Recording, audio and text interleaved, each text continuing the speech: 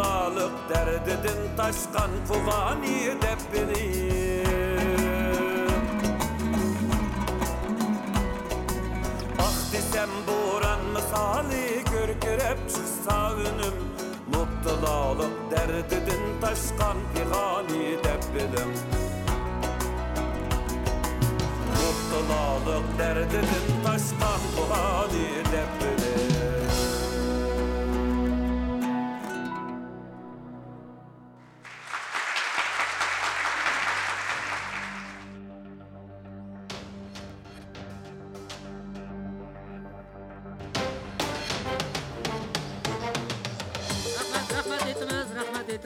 Javlon efendimden köngül soğuğusu varken Tavşırmalarını hoş aziz qeyrindaşlarımız mana bugün sizler üçün tayyorlagan öz hal keldiler.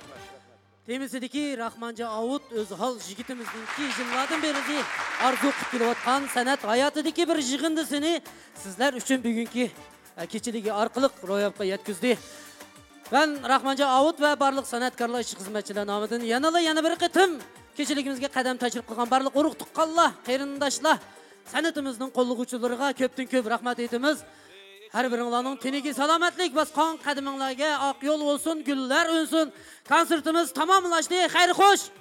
Aman bo'linglar. Marhamat. İçim dervazınızı bir kürsün pervazını